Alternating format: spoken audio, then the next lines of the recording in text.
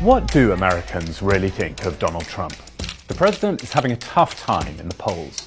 In mid-August, his net approval rating sank to minus 15%.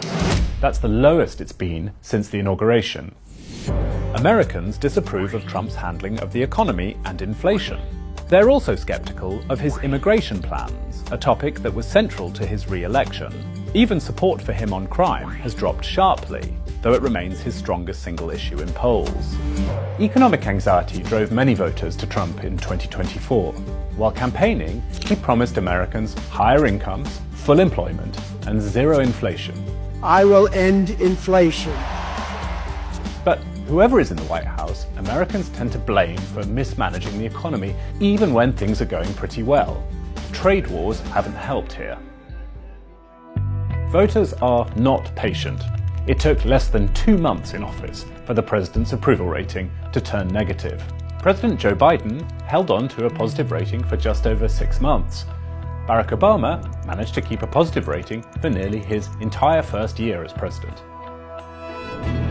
The Economist has modelled Trump's approval rating across all 50 states.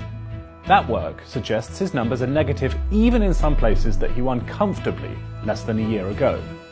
If you break voters down by race, the only group that's net positive on the president right now is white Americans. If you sort by age, the most surprising finding is that people aged over 65 are fairly lukewarm about him.